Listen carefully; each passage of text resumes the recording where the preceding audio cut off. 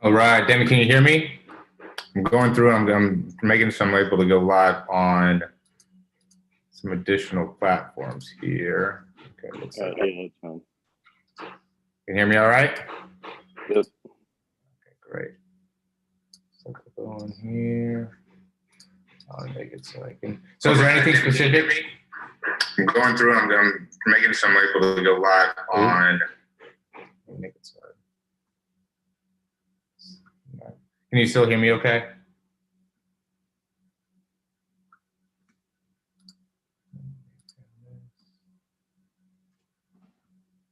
So is there anything specific? I'm going through. I'm making some able to go live on. Can you still hear me okay? And I have two different things going here, so here we go. This one.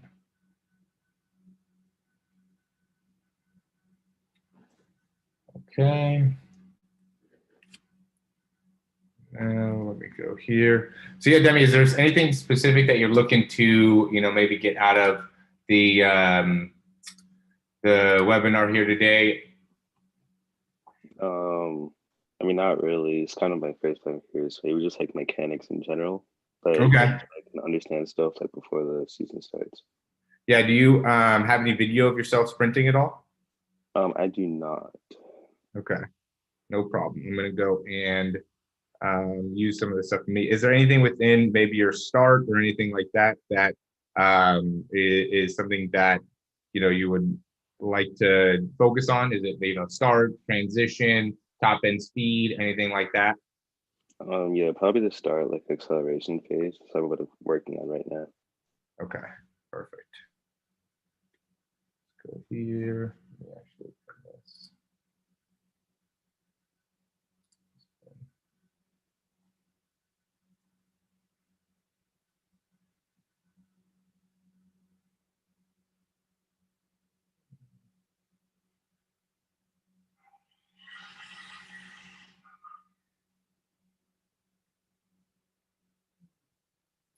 All right. So the big thing that ends up going into the start that is most important, and you should be seeing this my screen here. Yeah, it looks like you are. There's a little bit of a delay on YouTube in comparison to here, so it's kind of like weird looking at both of them. But anyway, so this is my start. The big thing that I was able to kind of, I mean, recently do, and it was a hand time, but it was a 4.38 hand time. And the big thing that I think impacted that was the start, just because all the coaching that I was told when growing up or going through as a young athlete had everything to do with my ability to get strong and what I'm doing in the weight room and everything that just focused on those side of things. And I'm sure that there's some degree of understanding there where it's like, okay, you're not strong enough, that just means you need to be lifting more, you need to go get into the weight room more. And that to me didn't end up working out great. So as I've gotten older now and actually gone through and tried to help people in getting their speed faster, what I've realized is the big correlation to you do need strength, you do need power, you do need balance, you do need those things. But at the end of the day, the most important part of your actual sprinting is going to come down to your technique and your ability to actually utilize that technique, and not as much about the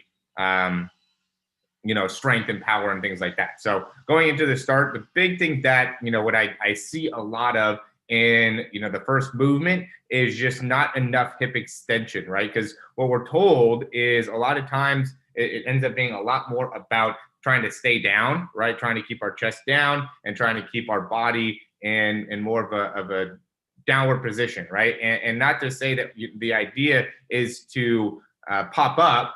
The idea instead should really be more so to be able to get full hip extension, right? So really drive through with the hips and make sure that we're landing more on the balls of our feet and right underneath your hips. So the better that you're able to do that, and I can even do a little bit better than how I currently am, but the better I'm able to do that, the more I will actually, the more I'll be able to actually improve my top end speed, right? The better I'll be able to actually get to my top end speed. I think that ends up being the issue to me when I see guys that send me videos of themselves sprinting, is that they're not able to get to their top speed within the 40 yards, and or they just get to there maybe in the last like 10 yards, right? The last 30 to 40, where if you can get to your close to your top end speed within like the first, 10 to 15, or maybe even 20 yards, that will really, really make a big difference in your ability to run fast. So, like somebody like John Ross, he was able to get to his top speed within probably the first 10 or 12 yards as he was going, just because of how well and how efficient he was in the start. So making sure that you're driving, you're getting that full hip extension, landing with the foot right underneath your hip, and keeping your heel as high up as you possibly can is critical to make sure that you're able to really maximize that sprint. Now, what I see is, that first step here, you can see for me, I'm able to get that extension. Usually guys are able to do that. Sometimes I see a bit of an issue in getting that extension with that first step, but typically, and it's even for me as well, is that second step being able to get that really good extension. This one's not as bad. This is something where I was able to, look at it a few times, but being able to really get that full extension within this back leg makes it so now I'll be able to really maximize my sprinting capabilities, just because you want to be able to get hip extension, right? A lot of what ends up happening when it comes to your start and making sure that you're getting the most out of your start has to do with how well you're able to get into full extension with that back leg and then rapidly drive that knee back forward and through, right? And just being able to do that as effectively as you can. You can see me on my third step here. I'm already getting pretty close to my top end speed posture. I'm obviously not there yet, but I'm very close. I'm not trying to overly stay down. I do think my chest and my body is, certainly facing more downwards than it is upwards, but I'm not, again, putting a big focus on that. And instead, what my overall thought process is, where is my foot in comparison to my hip, and how quick am I able to turn over my legs and make sure that I'm maximizing my turnover. You guys ever have any questions too during this? Just let me know. I got some guys here in the YouTube chat that I know are saying what's up, guys. And so if you guys have any questions, let me know.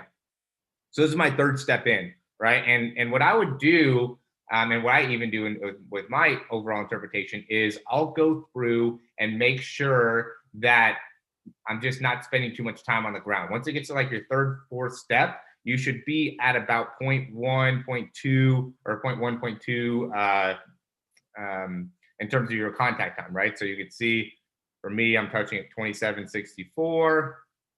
So I'm off at 27.77. So that's about 0.13, right? I'd want that to be closer to 0.12 or maybe even 0.11. But that's not bad. 0.13 is not a bad place to be, but you want to be able to understand where you're at once you get to your third, fourth step, because that'll tell you how long it's taking you to be able to get your top end speed. Again, you can see as I'm going here, I'm getting closer and closer to the posture that I'm going to be doing when I'm sprinting. And now I'm 5, 6, 7 steps in, and I'm pretty upright. I'm getting my full extension in my legs. Again, I'm able to really maximize that turnover there. And yeah, I'm just not trying to stay down just to stay down, right? If you end up feeling like that you're popping up too fast and you're not able to get really good power in your push back, then you need to stay down for a little bit longer. But that ends up being the big thing, is that, the reason that you want to stay down is because, and we talked about this already, is because of the importance of getting the extension within your back leg, right? So if you feel like you're popping up too early, what will happen is, and how you know that you're not able to go through everything very, very quickly, is because your body positioning ends up impacting your ability to push off and get extension within your leg, right? So if that ends up feeling like that's an issue for you, or something that's happening to you, then you know that you're standing up too tall, okay? But if you're not, if you feel like you're able to get plenty of power and that your legs aren't cycling fast enough, right, then that means that your spine is impacting your ability to really have a great leg cycle. All right, I think that's an important thing to be able to recognize and understand, is that your ability to actually cycle the legs has a big impact on how low your spine is. and your ability to actually push off has a big impact on how high your spine is. So you want to be able to find that happy medium. And this is something that you're not going to do, after watching this and being like, oh, now I got it. I figured it out, all good. This is something that, there's a reason why Christian Coleman, I know he's going through a lot of stuff right now, but there's a reason why Christian Coleman is still working on his start all the time. Justin Gatlin is still working on his start all the time, is because it's something that is constantly a part of your body that you need to check in on, and part of your performance that you want to check in. It's the same reason that, from a business perspective, I need to constantly be checking in on how my revenue is in comparison to my expenses. It's not something that it's like, oh yeah, in September of 2020, I had good revenue compared to expenses. That means in October, I don't need to check it anymore. You want to continually be building your start. You want to continue to be checking up on your start. You want to be continuing to understand where you're at, where you can improve your foot contact time. Can you pick up more distance per step? Are you picking up, for people that are trying to improve their 40, their combine results, can you pick up, or are you getting to seven steps in 10 yards? Is that something that you're actually maximizing? Are you getting to 20 yards in 12 steps? And then what are the times there? You want to be at about 1.7 in terms of the 10 yard. You want to be at about 2.8 in terms of the 20 yard. If you're able to get to those numbers, you have a lot better chance of running the 4.5. But if you don't know, if you're not, very connected to the numbers, then it becomes a lot more difficult for you to be able to really maximize your numbers and really get a great sprint. Okay. So again, and some of the things too or another thing that I think is important for you guys to recognize as well, and this is something that I probably didn't even do well on this start, but it is something that I've recognized and have been talking more about in my videos. But when you start here, so you can see my left foot's forward, my right hand's down. And by the way, guys, if you're watching me on YouTube and if you have anything specifically you'd want me to address, just let me know. And I'd be happy to address that. We're going deep into the start here just because that ends up being, what the recommendation was at the beginning, but I want to be able to, provide any type of information that will be beneficial for you. But yeah, so when we go into the start, you can see that first knee bend that I go through there, that initial forward knee bend, that makes it so you can get a lot of extension out of that knee and really create a lot of force out of that leg, which is important. But the reason I really wanted to show this is because that left arm really wants to drive all the way up and through as you're coming forward. So you can see for me, I really could get more in my left arm. I took this probably about 6 or 7 weeks ago, but I can get more out of that left arm. I could really drive all the way up, all the way forward with that arm. And that really gets you set up to be able to be quick with your feet and be able to be quick with your arms, right? I would say the big thing with the start, and we talked about this before, is to be quick, is to be fast. You don't want to end up going through your start and being like, man, that was it took me a long time to be able to get out of my blocks, right? And it took me a long time to get my first 3 steps down and first 5 steps down. There's people that talk about, trying to pick up as much distance when you start and having a big first step and blah, blah, blah, blah, blah, first 3 steps, whatever. That's not really my style. My style, and everybody's going to be a little bit different. My style is to be quick, right? I want my first 3 steps to be as fast as I can, because I know that when I'm here, look at this is my 3rd step. I'm in a position where if I can get those first 3 steps down hard and very effectively and efficiently, then I'm setting myself up to be able to really maximize my top end speed and get to my top end speed very quickly, which is what the important part of the sprint is. Yeah, I mean, the big thing that I'm going over here, Cornelius, is how to have a great 40 time and, what goes into that. And really focusing on the start. I think that 90% of people's problems when it comes to their start, and the reason that they're not doing good, and this is with working with a variety of different teams in the area, has to do with your ability to get out and not knowing the proper start mechanics. And so I'm trying to go over that the best that I can for you guys, so you're able to understand, what needs to be done and where you might be messing up. And real quick, I'll just go over a couple key points. 1, quickness over distance. Okay.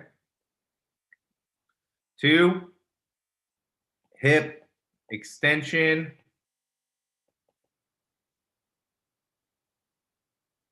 over spine position.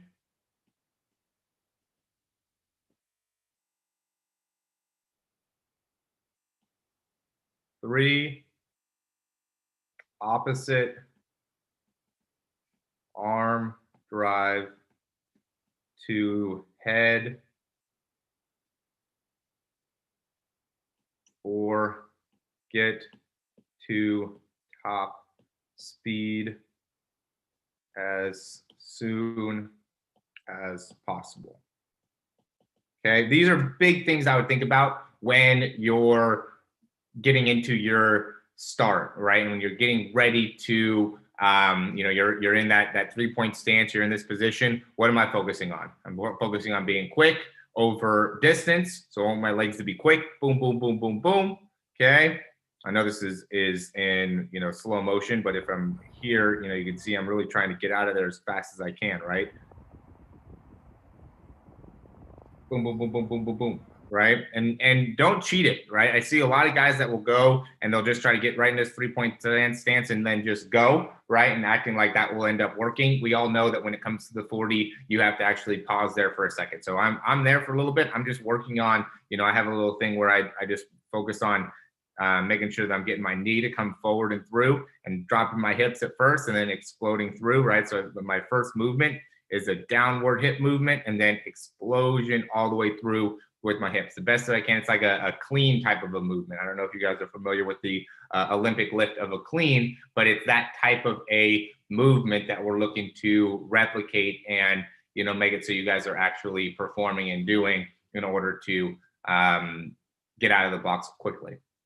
And yeah, hip extension over spine position, right? And so when you're coming through, get those hips all the way through. If you're not able to get your hips all the way through, right, it doesn't feel like you're pushing off like a broad jump. That's where the broad jump is an important movement. That's why they test for it, is because it has such a big carryover to acceleration and agility. If you don't have the ability to get great broad jump capabilities, then that really tells a lot about your ability to accelerate and be agile, right? And so being able to get those hips all the way through, just like you're broad jumping all the way in that hip extension wants to be what you're doing when you're going through the start.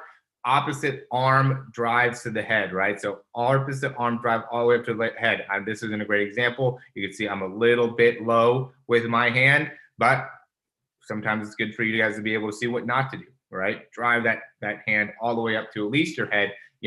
Christian Coleman goes above his head. Trayvon Bromell goes above his head. Usain Bolt goes to about his head. Those guys are the best in the world. And the reason is because they're able to do that and they're very disciplined about it. Obviously, I'm still working on it. I'm not as disciplined. And then this is probably the most important thing, is because I hear coaches and I see coaches that talk about, staying within your drive phase, staying in your and not getting your top end speed.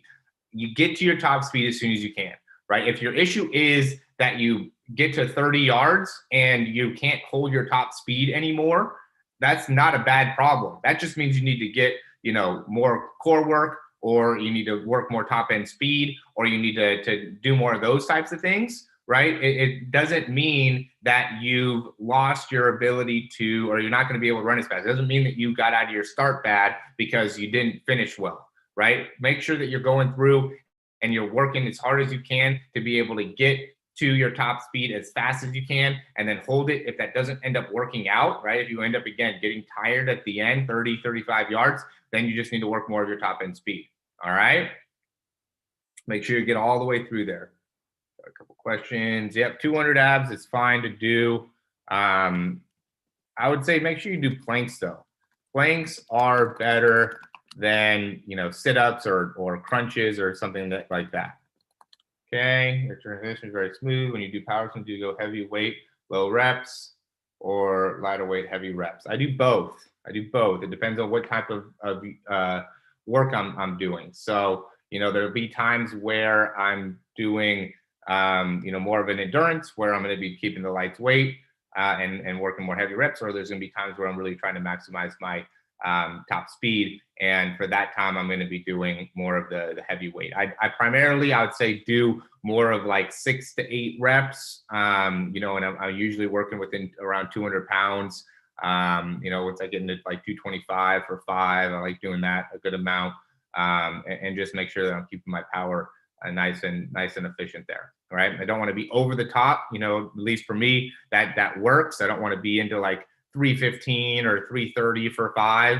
I couldn't even do that if I wanted to, but you know, I try to stay with like that 225 range. It's good weight, good resistance, and also not too overly challenging where I end up feeling like I could hurt myself or anything like that. All right, I'm gonna real quick go to top end speed here just to make it so we can kind of round this whole thing out.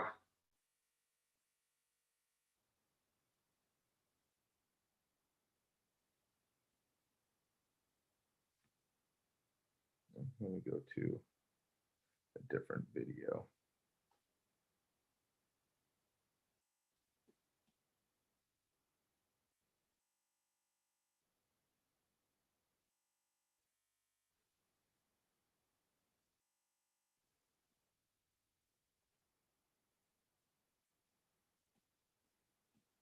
All right, guys. So the big thing when it comes to top end speed is just making sure that we're able to, oh, got another, let's see. You mentioned that for the start of the 40 that's the same for top end speed. No, that is not the same for top end speed. That has to only do with the start. So the question was, you mentioned that for the start of the 40, you emphasized quickness over distance. Is that the same for top end speed? And the answer to that is no. Once you get to your top end speed, it's definitely, you know, more of a, for me, it's a focus on posture, right? I want to keep my body as upright as I can. And it's also on cycling. How fast can I cycle my legs? And the reason I do that is because if I can keep my posture upright and how I train my body to be power focused and plyometric focused, I know that I'll be able to push off enough to be able to cover the distance that I want to be able to cover on each one of my steps, right? I don't want to end up being I don't want to overreach as I'm doing this. But I also want to make sure that I'm cycling my legs as fast as I can, because I think that ends up being, at least for me, the biggest thing that impacts my ability to finish a race, is that I get to a point where it's hard for me to be able to continue to cycle my legs as fast as I can. And I think this ends up being a thing for a lot of people, is that you get to a point where cycling your legs becomes very, very difficult to achieve. And once that ends up happening, that really causes a negative response to your top end speed. So I have a curved treadmill. I'm sure if you guys have seen a lot of my videos, you know that when I'm sprinting, with that curved treadmill, it really builds my ability to hold my top end speed for a longer period of time. And so I just try to make sure I translate that into my sprinting when I'm on the field, when I do stuff like this. And I've just found that, that ends up being my biggest downfall, is that sometimes as I'm sprinting, I'll lose my ability to really maintain, that top end speed performance, especially, for me, running the 40 is not difficult at all. It gets closer to when I'm running the 100 meters, because I obviously, work on that too. 100 meters is a lot more difficult to be able to hold that transition time, is what I call it, or leg cycle, ends up being a lot more difficult for me. So that ends up being the big thing. But notice what I'm trying to do here. So I'm trying to stay with my posture upright and my body as upright as I can, so then I can land with my legs, as straight as I can. You can see, guys like Usain Bolt just do such a great job of landing so straight with their legs that they're able to then, push off their leg a little bit sooner, right? So I'm hitting the ground. I'm probably hitting the ground at about 48:13 in terms of my time. And I'm off at about 48:25-ish, so about 0.12. If you look at it 100%, I'm down to maybe 15. I'm somewhere between 48:13 and 48:15, and then pushing off at 25.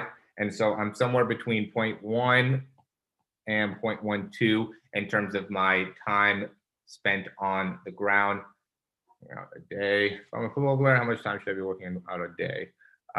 It depends. It depends on what position.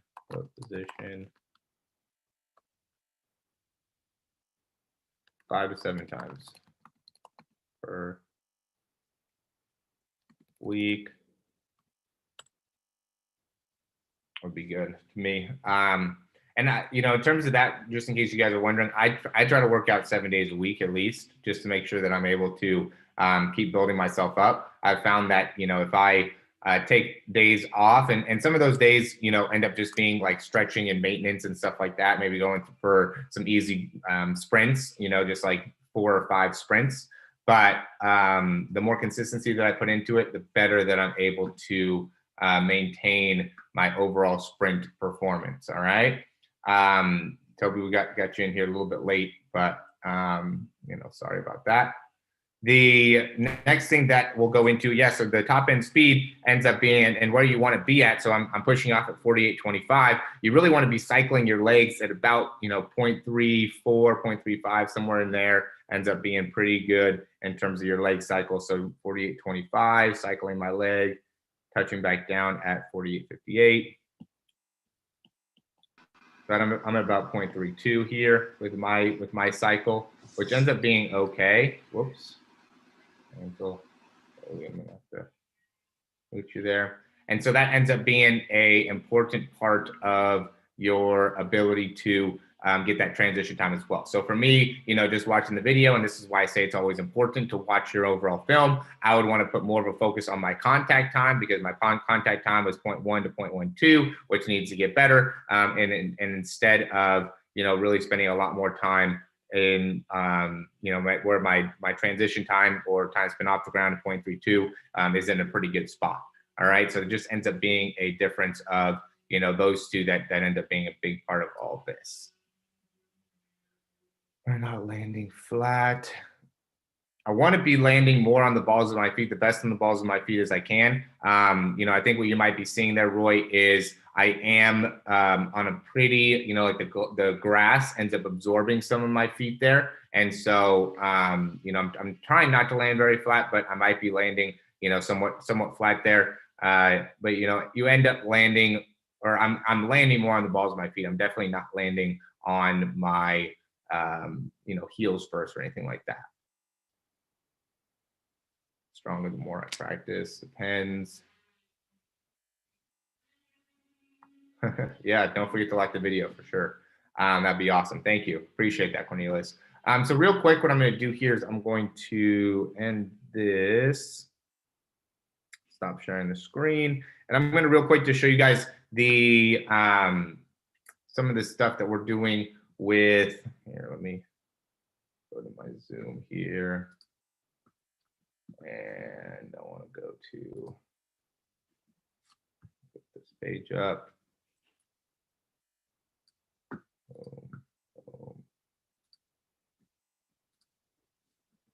So just to kind of to finish it out,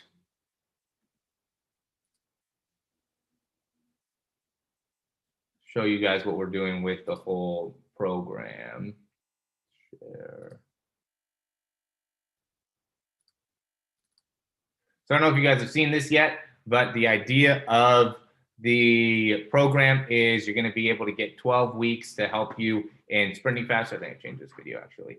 And with that, you're going to get breakdown. I want to make it so you guys also get to get more access to this as well. So I'm going to be consistently doing videos where you can go in and learn a little bit more about your top end speed and, you know, where you can get better within the 40 and make sure that you can really understand exactly what you're doing. So not only will I give you breakdowns, but I'll also make it so you have your the information to improve your speed just from from meetings like this and connecting with you guys more. The more I feel like we can connect, the more we can talk about things, the more we can you know, really make sure that you're actually focusing on you know, you're sprinting, then the better off that you're going to be. And you know, I want to really be able to commit as much as I can to you guys and your performance. The more that I can commit to you and the better results you guys get, the better it's going to be for me. So I'm really making sure and hoping that you guys will be able to do this. You know, I want to make it so we're going to improve your speed, we're going to improve your start, your broad jump. You know, we'll get videos of the broad jump and focus on that, improve your 5-10-5. You know, you get like a nutrition program with it. I want to make it so I've been reaching out to different college services to make it so you can get more exposure to colleges if you're looking to get that. Let's see that. You know, here's kind of the 12-week outline. You're going to get exercise regimens 4 to 5 times a week. And now it's actually closer to 6 times a week.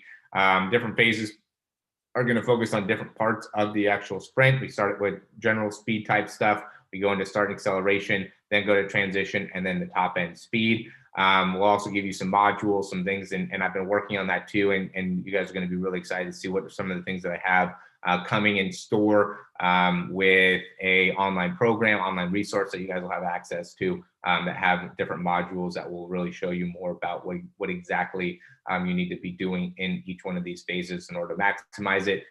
You have a day where you work on just your flexibility and your correctives. And, you know, we'll have a ebook and a Facebook community that we'll be able to utilize as well. And then we also have the nutrition program that we already talked about. Everything you need in here. We have a couple different testimonials, boom, boom, boom. And all of it is going to be, I saw that Cornelius, you're wondering how much it is. It's $109 for everything.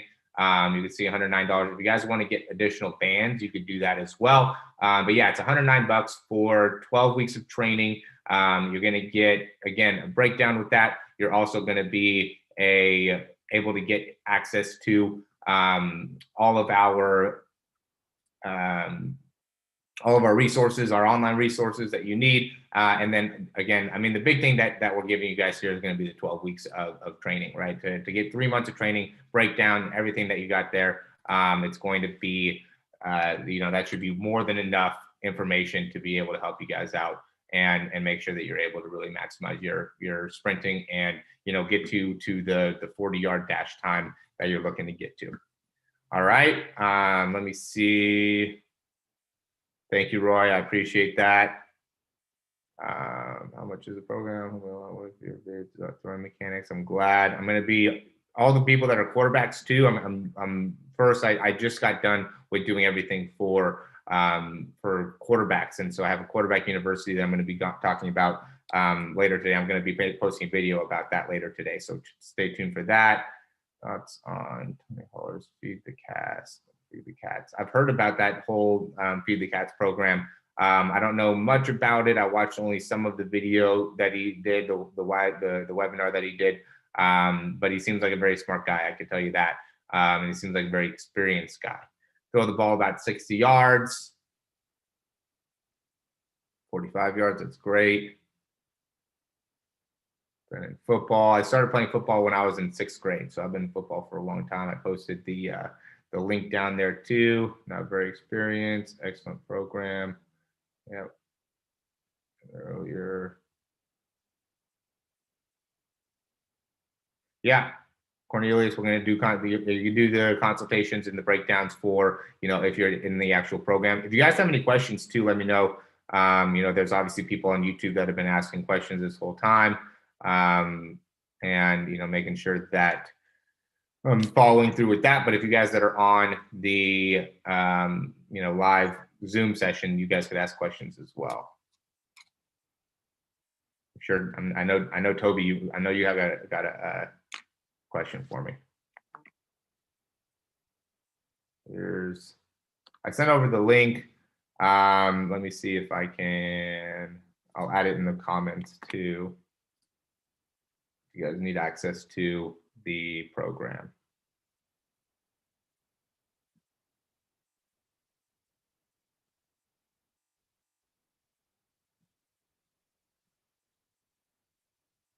And it is too, just real quick, it is a 14-day money-back guarantee. So if you go and join it for 14 days, don't like it, then you know, we do give you a money-back guarantee. All right, but I hope this stuff resonated with you. Again, if you guys have any questions, let me know. You know, send me a message. Follow us too if you guys haven't followed some of our programs or some of our, you know, like Facebook, Instagram, things like that. Obviously, it's a lot easier to get in touch with me through those instead of through like YouTube. But yeah, I'm going to be continuing to do these more and more and just try to give you guys as much information as I can about sprinting. So stay tuned. At least if you guys aren't getting my emails, sign up for something. Yeah, Roy, I'm going to do a video for you too for the Better Drive phase. I got your email this morning.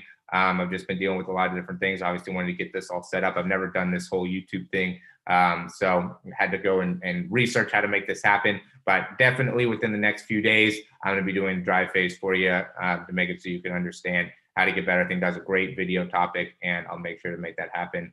I played quarterback, and I played receiver, and I played safety in college. In case you're wondering for that, that was obviously a long time ago, but those were all the different positions that I played. All right. Again, if you guys have any questions, reach out to me, message me. I'm going to call it quits here. I got to go to a workout here, but thanks for showing up. We'll be in touch. Talk to you guys soon. Thank you.